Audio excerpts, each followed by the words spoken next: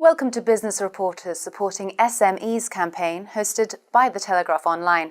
I'm Anna Delaney and today I'm talking with Aveen Bashkaran from Travellers.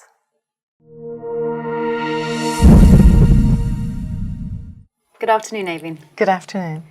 So looking at businesses and decision makers, what are the biggest challenges and pains they need to manage? Small businesses have challenges. They're inundated with them every day. They have to make decisions every day, and insurance is kind of part of those decisions as well. They have to make decisions around company registration, domain registration. They have to start financing, business banking, set up IT systems, hire people. It's a really exciting time, but really busy time. And as the business grows, unfortunately, it doesn't get much easier. There's new challenges, or the existing challenges are greater, bigger IT systems, more people to hire, new premises to get, even exports to think about. So you've mentioned startups and developed businesses. How would you categorise them when it comes to their approach to insurance? We find that there's three different types of businesses and business owners, and they have different needs. So we think about those who actually need a human reassurance, those who want to tick the box and get it done and over with, and those who actually need to take control, want to be part of that process and understand it. For those who want human reassurance, they really want to trust that the insurance company gets them and understands their specific needs of the business. So I think about Tilly, the florist, who we will understand that she needs to insure not only her stock, but her refrigerators if they get broken down. She'll have money on her premises, and indeed her flowers could get destroyed in transit, and an insurance company has to think about all those things on her behalf. When we think about those who tick the box and want to get it done before, over and done with, that's really like your IT consultant. I've been here, done it before, I know what I want. They need it easy and simple. And when we think about the last one, which is really about taking control and understanding, they want to understand each of the different options and what they mean. And so they need to make an informed decision along the way. So we understand the needs, but what's really on their mind every day? Well, lots of things are in their mind every day. They're thinking about acquiring new customers, they're thinking about trading, they're thinking about hiring talent. From an insurance point of view, we think there's three things on their mind. We think cost is on their mind, trust of the insurance company is on their mind, and knowing what to buy.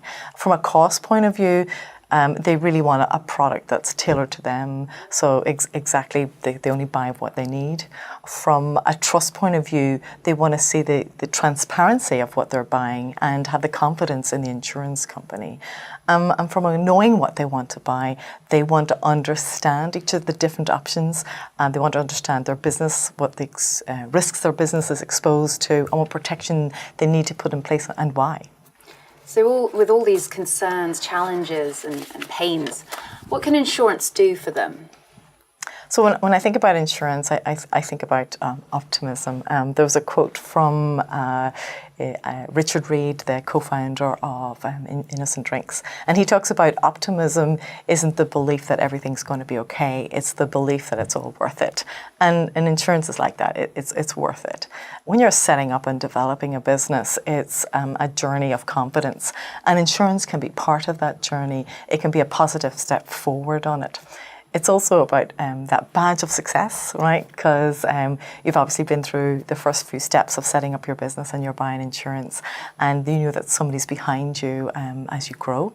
Insurance gives you the optimism because it means somebody's got your back, and you can focus and concentrate on what you want to do, what you want to be, your own boss, be innovative, be creative. We all have good days and bad days. So you go from the good days of signing that new deal to the difficult days of somebody who's a really valued member of staff who's going to leave. And it's easy to be optimistic on those good days. It's more challenging on the difficult ones, and your confidence is definitely going to be tested. There was a quote recently from Carlo Ancelotti. He talks about that nobody can control the outcomes. All you can do to get a better chance of success on that is actually work well and progress well. And for me, insurance is about protecting that optimism and protecting that confidence in challenging times. So how do you at Travellers help? Oh, and I think back about the three reasons, the things that are on their mind from an insurance perspective as customers think about buying. They're thinking about, remember I talked about before, about the cost, the trust, and knowing what to buy.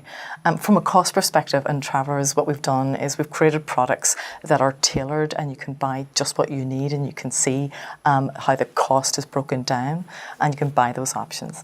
And if you buy more than one option, we actually give you a discount on that. From a trust perspective, I guess in Travellers, we've been insuring for over 160 years. In fact, we insure over 1 million small businesses around the globe. So we've got the know-how to do that. We know that insurance is personal, the business is personal to the business owner, and we get that, and so we've developed products that are tailored to that.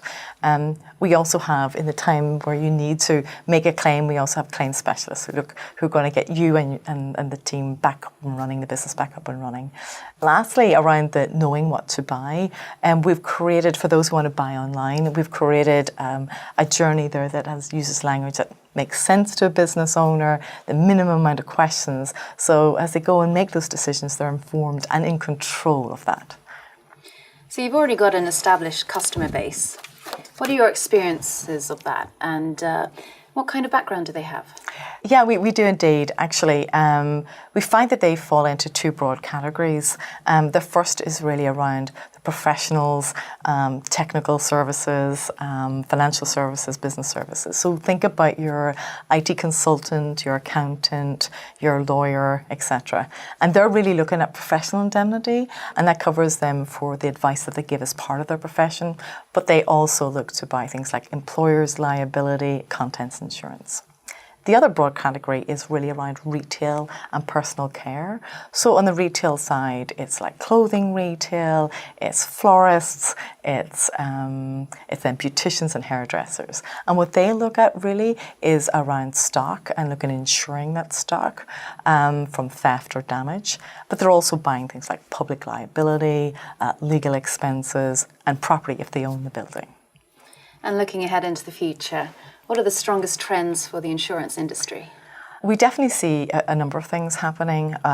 Firstly, we see that insurance companies themselves are getting to really understand customers and using that to develop not only how they buy, but what they buy. We see that there's a responsibility in insurance companies to make sure that the products that they're buying, that it is clear what it covers them for, and they only need to buy what they need, and that the cost is also transparent. And we also see customers taking control, as in making and buying the insurance themselves, particularly small businesses. Well, Aidheen, it's been great talking with you. Thank you so much. Thank you.